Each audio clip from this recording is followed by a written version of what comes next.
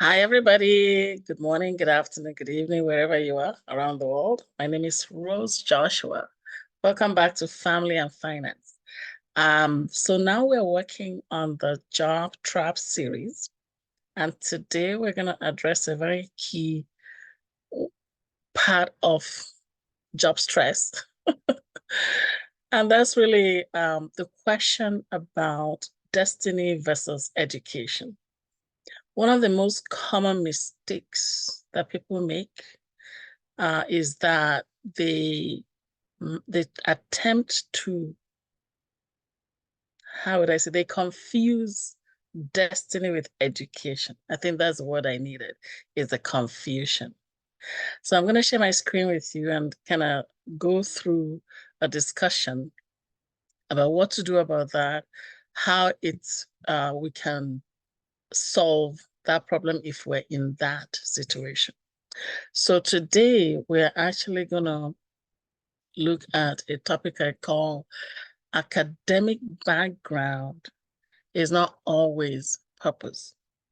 Okay. So many of us say, okay, because I trained in such and such a field, that's what I should do. And what that does really is it leads into job stress if that's not what you're supposed to do. Okay. So that's a common mistake. So that you studied biology or engineering or medicine or whatever does not mean you must work in that field. That's really the bottom line. We have to remember, many of us forget that school is really for us to learn analytical skills, the ability to adapt, the ability to solve problems, all kinds of intelligence that we learn through the interactions with students, with profs, through the homework that we do, the term papers, the research. All of that is just preparing us for life. And it's preparing us for thinking outside the box. But unfortunately, we don't apply all of that thinking as we advance into life. So many of us choose careers based on what we studied, not based on our destiny. And that's one major root of the problem. Okay. So we have to figure out how to find and analyze and figure out our destiny jobs, whether they're in line with our academic training or not. So it's really an application. And some people will say, okay, so why study so and so if you're not going to work in that field? But that's the point. You don't have to work in that field. You're going to school, you're going to study in the university, is really to prepare you for analytical and adaptive thinking. Okay. So here's a common example. Somebody studied engineering and therefore they get themselves a job as an engineer. And then in the engineering job, they find, I hate engineering. I don't like to work with machines, whatever. And so this person discovers that his purpose is with people and he cares about people. So there's internal conflict. He starts to hate the job and there's a clash right there. Another example, somebody studied nursing, therefore said, okay, because I studied as a nurse, I should go get a job as a nurse. But then she finds out that, oh, I hate patients. Do you know any nurses who hate patients? Anyway, so basically she says, okay, I really wanted to be a chef. I really wanted to be this. I really wanted to be that. And so there's internal conflicts. And this happens regardless of the job, regardless. People find a discord between what they studied and the actual work, okay, and their destiny, right? So we find eventually that our natural calling is not necessarily what we studied in school. Yoo-hoo! Is that you? Okay. So the question is, have you found your calling? We have to realize that this is a common problem.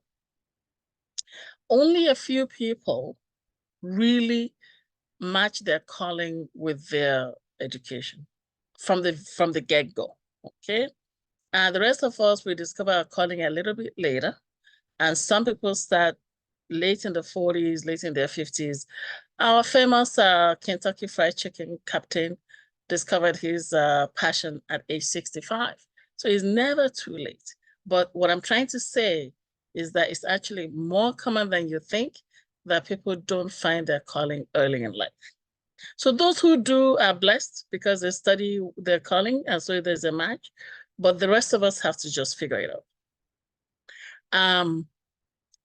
And so one of the major reasons, though, is that we go through education earlier than we find our calling. So how many 20-year-olds know their left from their right? Like how many 20-year-olds know their purpose in life? Not many. Meanwhile, in their 20s, they've already graduated from university, right? And so it's really interesting that we finish all of our education before we find out what we really want to do. It would have been a great idea if we finished high school, which is basic education, worked for a little bit, find our calling, then go study that area, right? But that's not the way it is. So we just gotta figure out how to move forward from where we are, right?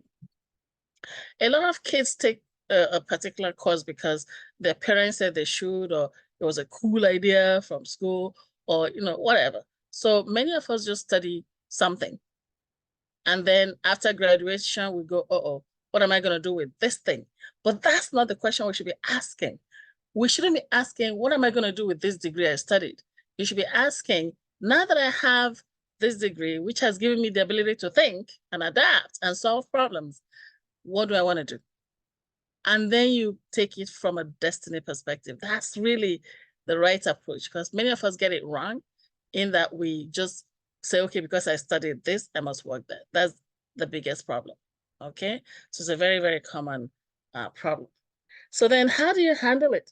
Once you get into that conflict, you become very unhappy, and some people just go through that for the rest of life, which is not good.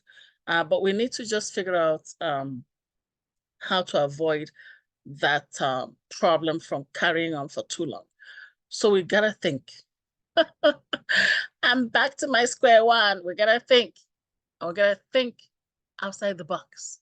The problem is that we are just we go with the flow. We go with common opinion. We go with whatever our friends say, and it's sad. So we need to think outside the box. And that's the only way, because your solution is not going to come to you by just going with the flow. So we need to ask ourselves a lot of questions. And we started asking questions in the first part of this series. How can I modify what I'm doing right now?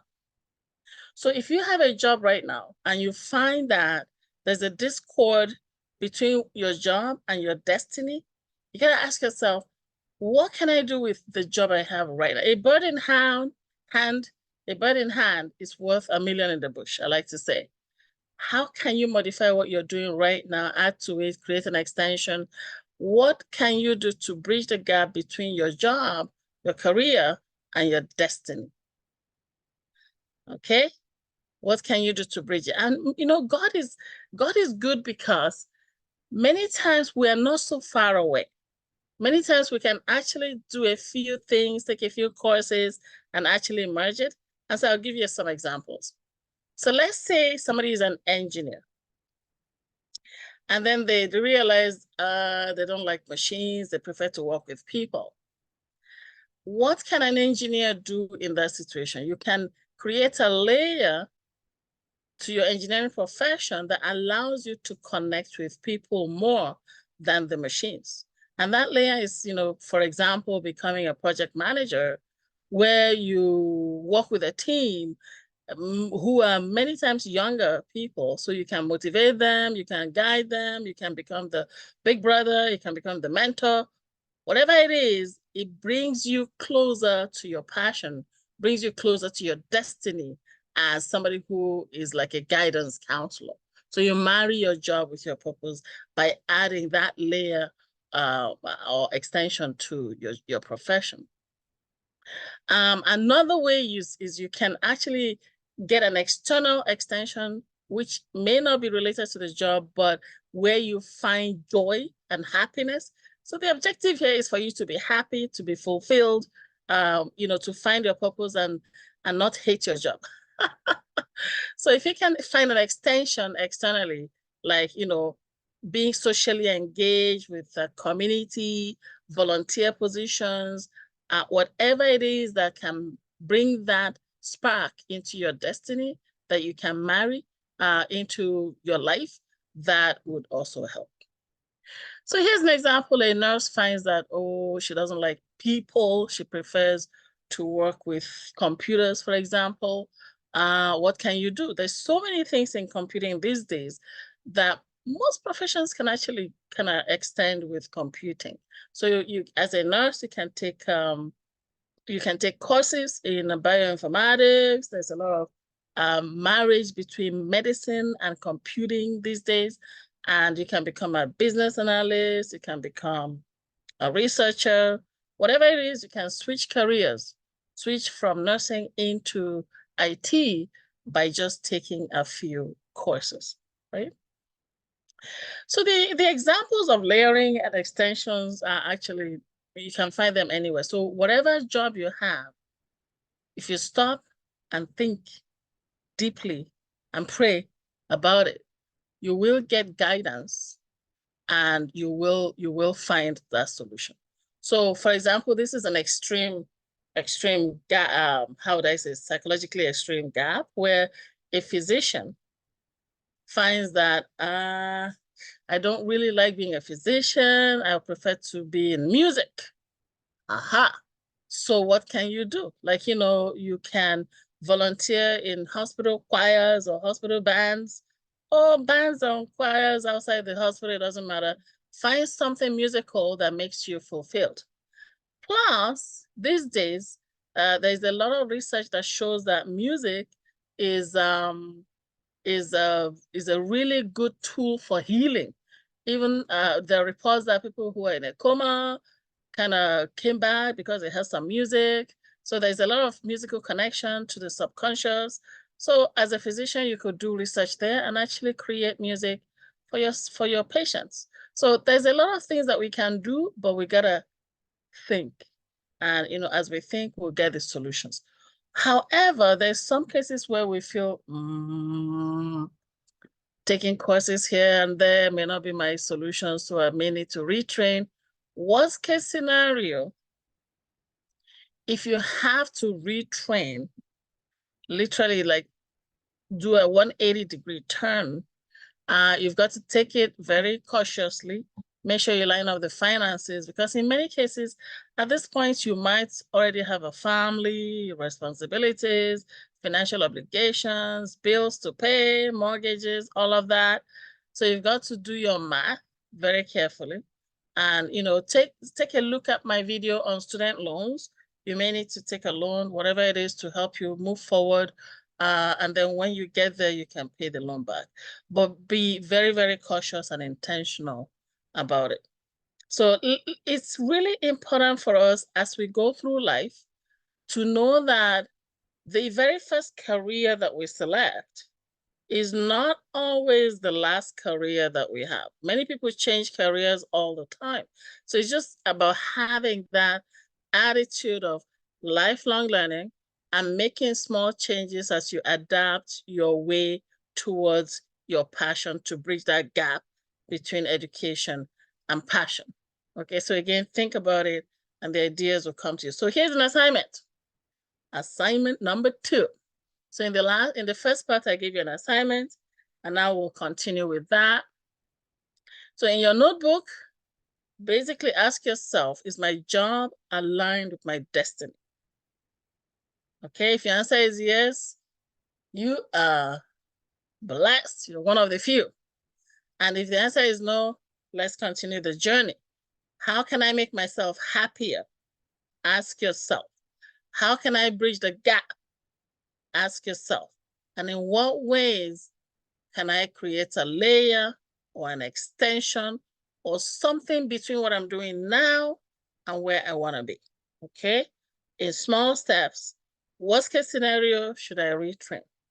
And again, make this an intentional, slow thinking process, not hasty. Don't go quitting your job now. Like I said, a bird in hand is worth 20 or 1,000 in the bush. Okay, so plan a timeline. It might take years, might take months, might take weeks, and execute your timeline.